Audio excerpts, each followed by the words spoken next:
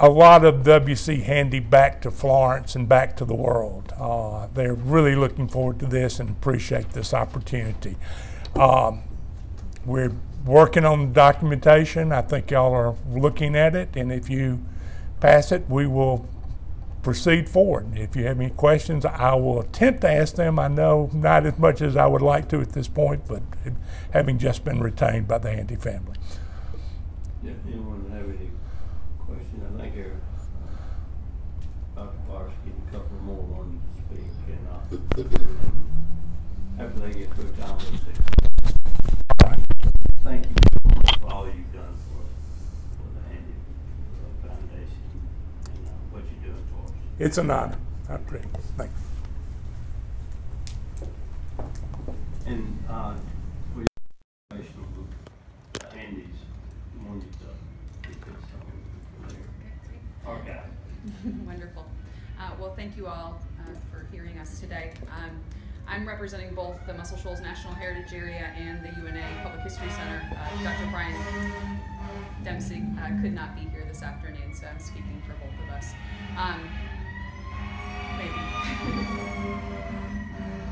The Muscle Shoals National Heritage Area, as you may know, was officially designated by Congress in 2009, focusing on 3 specific themes of history in our region, one of which is music. And so the opportunity for the Heritage Area to support this effort is very exciting.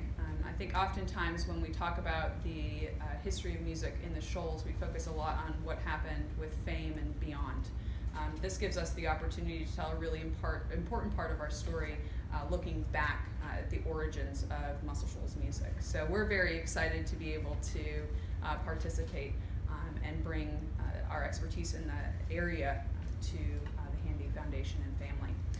From the perspective of the UNA Public History Center, we're also very excited to have the opportunity to work with the Handy family and foundation on telling the story of WC Handy in a new, exciting, interactive manner, working on preserving some of the collection, working on digitizing some of the collection to make it available to researchers from around the country who would be able to come here and access information about Handy, and to also create opportunities for students in the public history program at UNA to develop projects focused on Handy. So we really believe that it's a great opportunity for the Heritage Area, for the public history program, for the community, and for the Handy Foundation to take it, really have this opportunity to develop the museum. So, thank you. Thank you, Carrie. Tori's not here. Mayor, did you have anything you wanted to comment on, or exactly give them a brief history of where we are and how we got here? Well, Dr. Carlos Handy and his wife, Dr. Maribel Handy, were here for all of Handy Week back in August, July and August.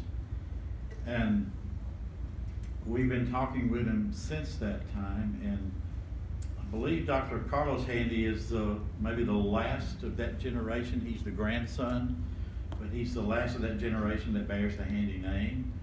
And he's a physics professor in Houston and has taken a great deal of interest in his grandfather's home.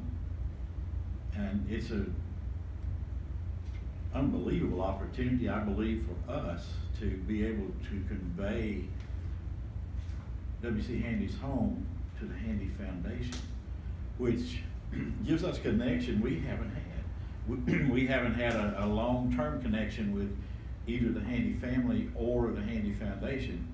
And I know that Councilwoman Simmons hosted them during the Handy Week a couple of times, and we got to know them, and they are wonderful people, and I think have a heart for Florence, and certainly have a heart for the museum and what may, from both Dr. and Dr. Handy, both of them have a specific interest. So to be able, and I want to thank Billy Musgrove for all his work and getting the property squared away, getting the survey and everything squared away. I know that took a lot of your time. Thank you for that, and for Libby and her time from Arts and Museums to make sure everything's in order. Todd, for your support to see all this happen, and to all the council members that got to meet the Handys in between. And Tom, we're excited to see you be representing the Handy Foundation on this, because this, you know, we can operate the museum, and it's the Handy Museum, but when the Handy family operates the Handy Museum, it's a whole new era, I believe, to see what can happen with that museum. So I think it's a jewel that they're going to take to a new level, and I'm really excited about it. If you have any questions, we'll try to answer them.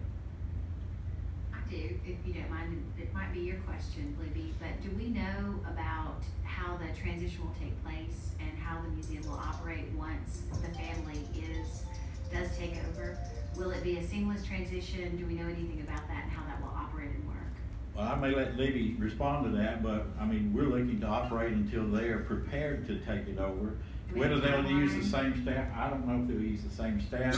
I think they'll enhance the hours of operation, first of all. Second of all, I know that Mrs. Handy, Maribel Handy, has a lot of ideas for musical activities with young people and expanding that wherever she can. So other than that, unless Tom knows any more about it, I know they've got a lot of plans for what they want to do. Do we have a timeline? We're hoping for his birthday on the 16th. To make the transition. I'm sorry, the 16th of what?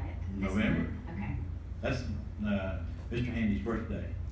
So we can make that, if we can convey everything, then we'll have, no, they're not here yet, so we'll have to work out a timeline for them to transfer. But we can keep our staff there, and if they want to keep them until they get others, or whatever they're going to do. But Libby, I'll let you respond to that. We don't have the details yet, but we had talked earlier about there being a 3-month transitional period for the Arts and Museums Department. Would certainly continue to help them in any way we could. That'll be, you know, after all the documents are signed and they officially own it. We will still be there to help them and assist them as they're making the transition. They will be here for, they haven't told me how long, but they will be here for the Handy birthday celebration. And we've offered the apartment at Kennedy Douglas for them. I think that their attorney will be here as well. So I imagine that a lot will be done then. So this, basically the Handy Museum is coming out of the city of Florence and going to the foundation. So the city of Florence won't have any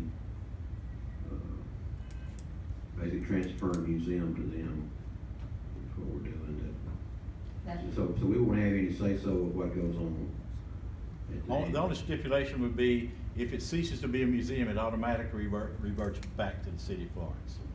So they couldn't just close it down or dismantle it? It comes back to us if that happens.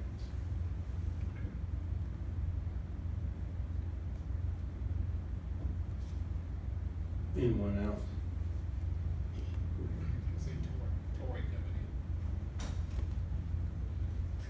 I would like to speak. I met with the Handys. I met them during the week of the Handy Fest, and as the mayor has already forestated, that I did spend quite a bit of time with them, and they shared with me their ideas, their vision, and I certainly embrace that, and I welcome that. I know that they will, like Mrs. Handy, she's very energetic, and she has lots of fresh, new, innovative ideas that I think that the museum needs it, and I think it's no better than the grandson to come on board and carry on his grandfather's legacy. I said if anybody can take it to another level, it should certainly be his grandson. So I am full of support of that, the Handys coming to make a new fresh start of that Handy Museum.